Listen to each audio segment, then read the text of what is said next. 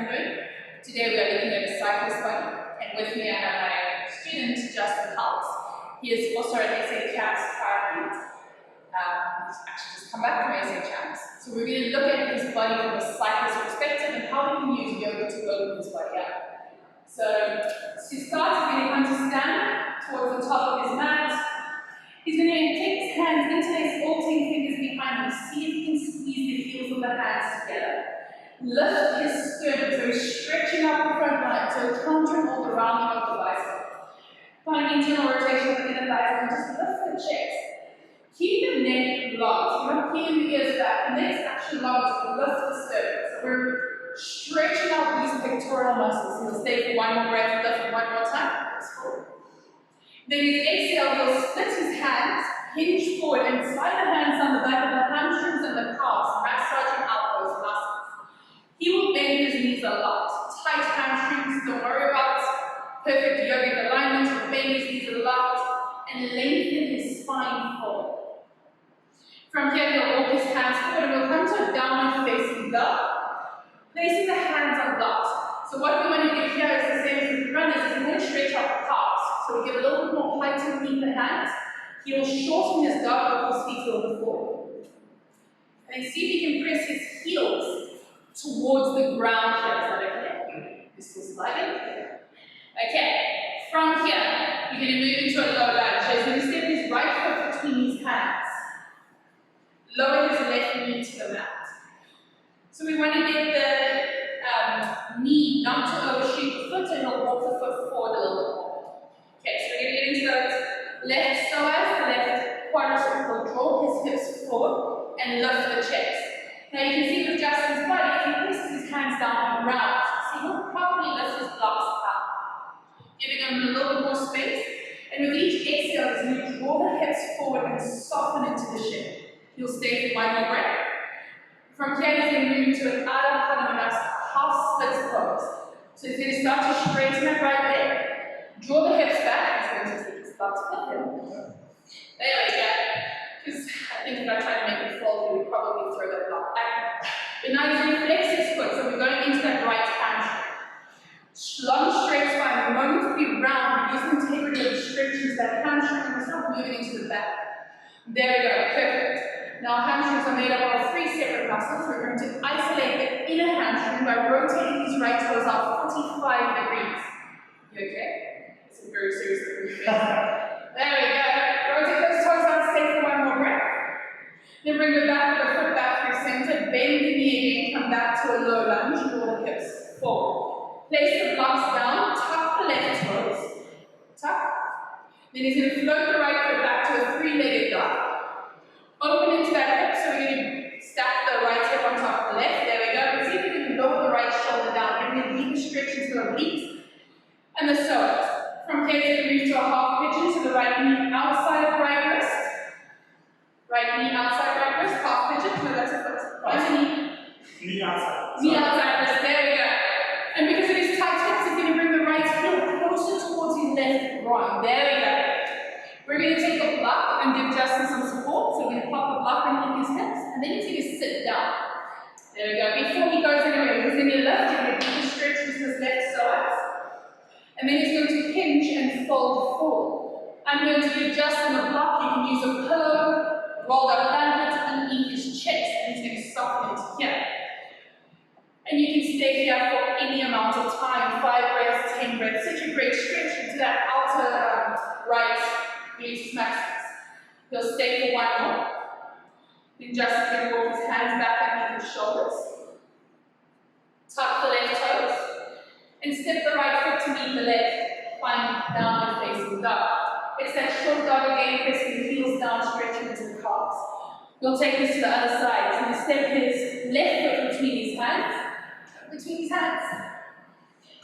There we go. Lower the right knee down to the mat. Inhale, he's going to lift his chest, draw his hips forward. Now we're going into that right psoas, the right quadricep. One more.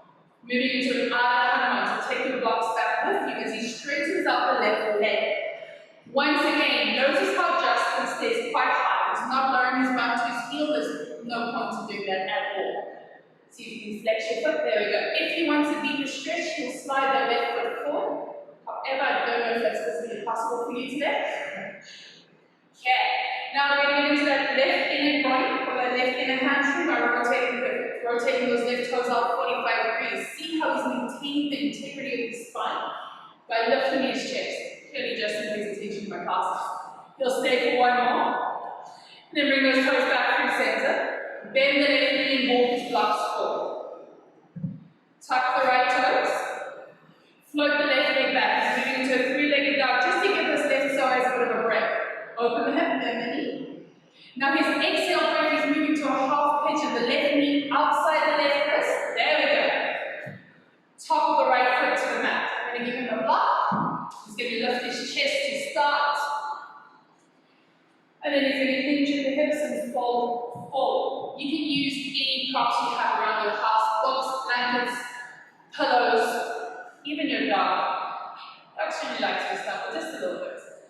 Okay, you'll stay here for anywhere between 3 and 10 rounds of breath, the same amount we did on the other side. Once you've finished your time here, you're going to walk your hands back underneath the shoulders. He's going to tuck his right toes and step his left foot to meet the right, finding downward facing dog. Okay, from his down dog, he will pulse forward. Once again, counting all the rounding of the handlebars. He's going to pulse forward, find a high plank pose. Lower his knees to the mat, chest, chin. We're going to come into a variation of up dog or cobra. Take toenails to the mat, and bring his feet hip width apart. Your picks on that one. A little closer. There we go. Then he's going to press his hands into the mat and lift the chest. What we are looking for is this opening of the pectoris. It's going to slide the shoulders away from the ears. There we go. Relax a little more. If this feels intense, you can take a seal. So he'll walk his hands slightly further forward and widen. There we go. So from the front, it will look like this. Slide the scapula away, and we're just countering this opening of the front of the chest. He'll stay for one more breath. And then release down. Okay. He's going to push up to a child's pose. Push up and back, child's pose. There we go, just to release that lower back just a little bit. From here, we're going to move into a thrust or camel pose. So you can roll up your spine. You can listen really hard to what I'm saying because I demo a lot of this. He's going to bring his knees hip width apart. So that is 2 fists between the knees. He's going to come up onto his knees. Take a palm to elbow body behind it. We're not going for the deepest camel we've ever thought of. What we're looking for is a stretching and opening of the myofascial tissue in the front line of the body. Gently relax his shoulders down, his hips forward. Once again, you're not peeling the ears back, rather than trying to lengthen the back of the cervicular spine. I like to keep my gaze forward, or at least at the top of the wall in front of me. We'll stay here for as long as our bodies need. One more round of breath. And then he'll change. Release his sit bones back to his heels, his hands underneath his shoulders, going back to a downward facing dog. Last pose here, I promise, and then I'll let you run. Inhale, step your right foot between your hands. Now walk your body over towards the left side of the room and find a wide-legged forward fold. Toes in, heels up, wide-legged forward fold. There we go, toes in, heels out. Knees and second toes aligned. Once again, his knees are incredibly bent. I'm going to give him the blocks underneath his hands, giving him some more length. He can even walk his hands forward, just keeping the weight into the heels. Now you see, Justin's body from cycling is pretty tight, so he's not going into the deepest down, wide-legged down where I am. He's going to stay quite close. His knees are incredibly bent. And at the end of his next round of breath, he's going to bring his hands back underneath his shoulders. Rotate his toes out, heels in, and prepare for the shoulder of a horse. So he's going to round up his spine, hands to prayer.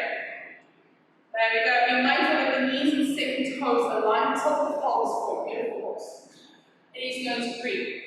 On our backs, we spend a lot of time in this sort of action with the hips closed. Here we are countering, we are open. He'll stay for one more round of breath, throwing one more exercise for you. Then he'll release his hands to his inner thighs. He's going to draw his left shoulder to his right knee and look up over the right shoulder. There we go. Then bring it back through center. Right shoulder, left knee. Find that twist, so getting into that inner block. And you'll bring it back through center. Hands to prayer. See how you draw your knees forward? Bring them back a little bit. There we go. Thank you for joining myself and Justin today. Namaste.